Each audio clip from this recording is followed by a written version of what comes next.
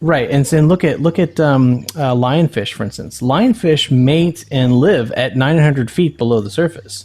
You can't even scuba dive that to that level, you know. So how are you going to do that?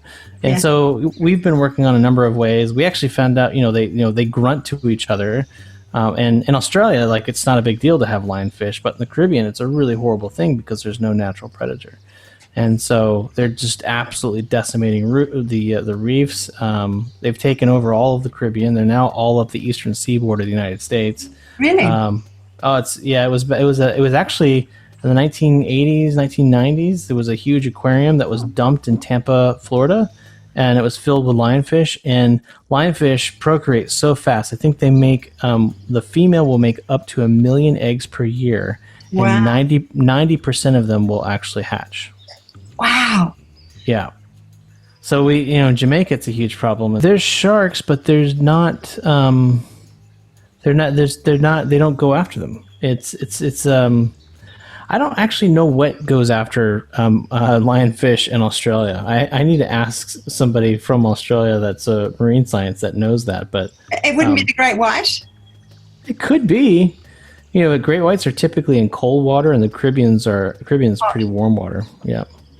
Our next text is going to be hopefully with the Australian, with the Queensland government, and we'll have everything set up online, and our drones will be in the water in Florida, and we're actually going to relinquish control to the government in Australia, and say, run your mission, and they'll be able to move these things around and take all these kinds of samples and all kinds of things. What I think is really cool about this is that In Florida, that's so cool. yeah, you can do it from anywhere. And what I think is really cool about this is that we can put these $150,000, $200,000 sensors that takes a lot of grant money from these universities to be able to do these experiments with the boats and with the people and all this kind of stuff. We put it on our autonomous vessel, and we say, hey, you're going to buy time on it? Cool, where do you want it to be? And you plot the course. So I want it to be in Key West. The thing moves to Key West, and then next thing you know, you're conducting all these basically these studies, and you're doing it autonomously, and it's almost like you're buying time on a satellite.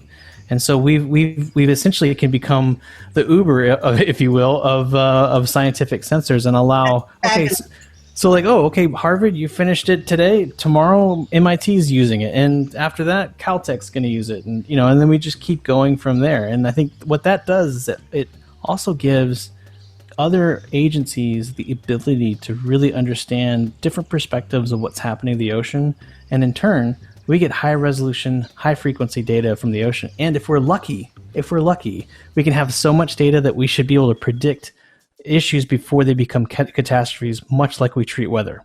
That's fantastic. So fingers crossed. Exciting. That's so exciting. Amazing. Cool. Thank you so much. Bye. All right. We'll see you later.